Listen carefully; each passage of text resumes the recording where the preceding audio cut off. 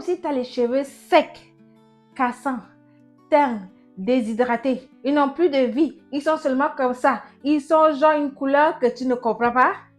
Ça, c'était moi. C'était moi il y a quelques années.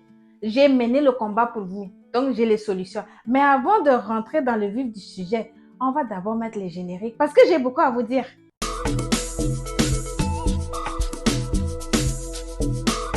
Ok, comment moi je faisais à l'époque, c'était que je défais les cheveux, je lave les cheveux. Quand je dis je lave les cheveux, c'est juste le shampoing, hein? Pas de masque, pas de conditionneur, rien de tout cela. Je lave les cheveux, je mets l'huile et puis je tresse. Quand je tresse, je laisse un mois. Entre-temps, il n'y a pas d'hydratation, il n'y a rien. Et puis après un mois, je lave, je mets l'huile, on tresse et c'était ça ma routine pendant des années.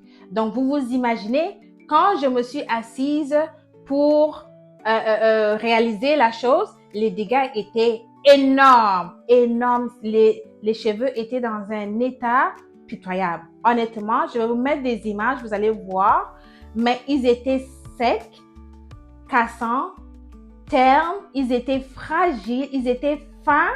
Et puis, ils avaient une couleur genre, tu vois, non? Brun.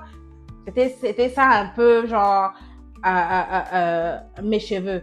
Donc, avec le retour au naturel, il y avait de plus en plus de vidéos qui sortaient. Il y avait plus de gens qui parlaient de leur routine, des produits. Il y avait aussi des entreprises qui sortaient de plus en plus des produits pour les cheveux crépus.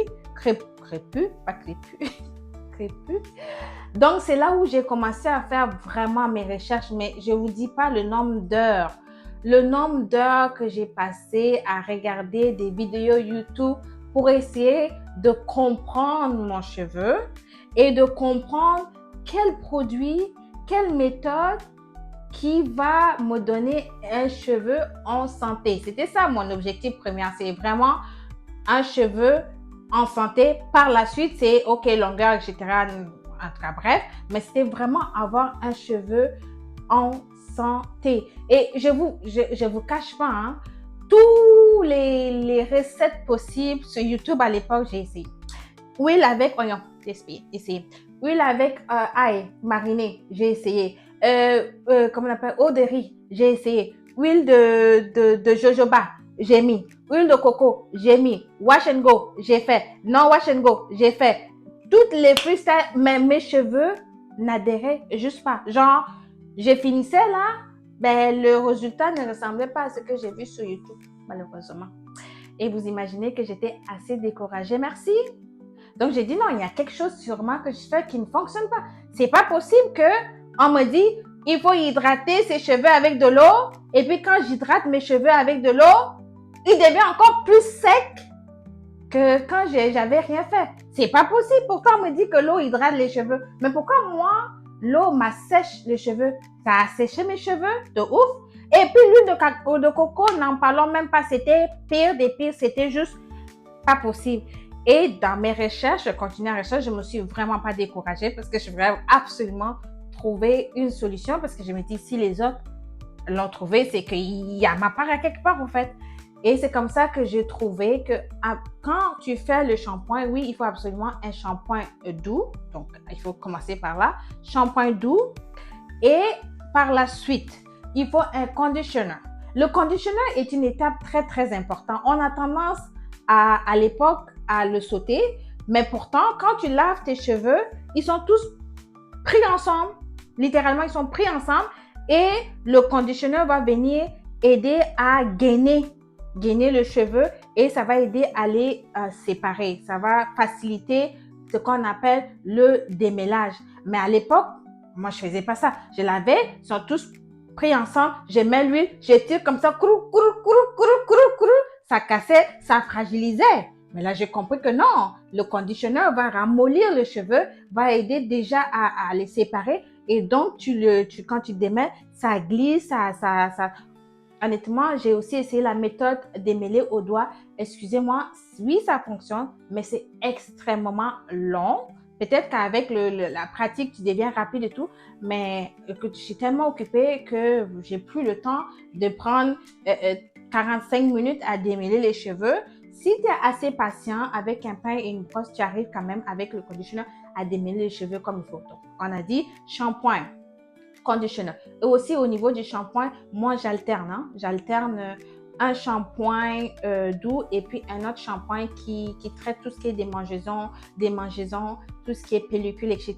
Donc, un week-end sur deux, j'alterne pour avoir une cuir chevelu vraiment sain. Donc, après, on fait conditioner.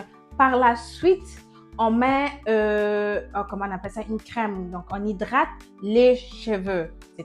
C'est important.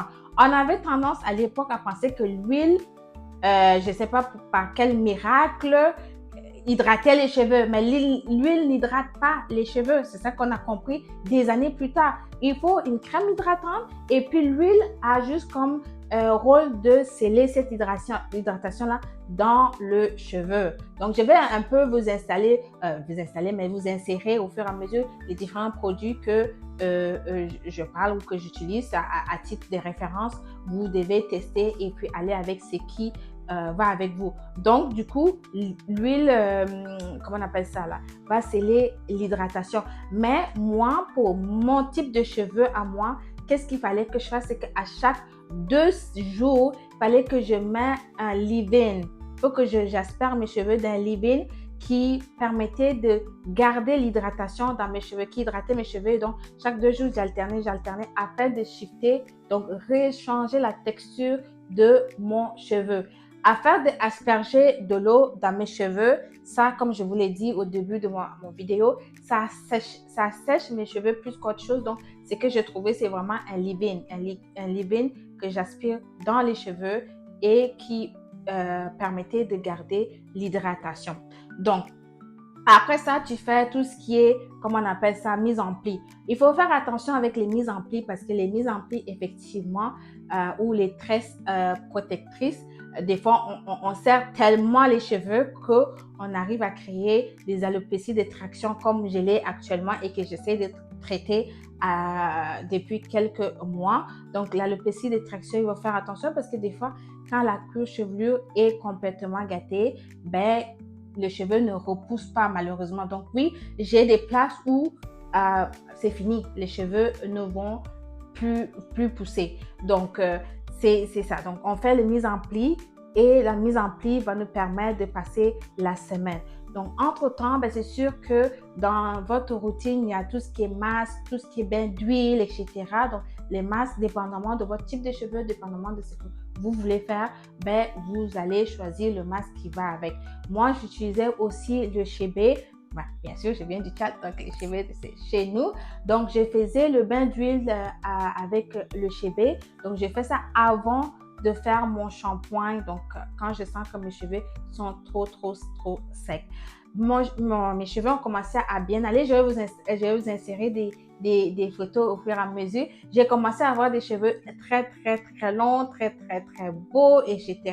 Mais devinez qu'est-ce qui s'est passé? Je tombe enceinte et c'est la catastrophe.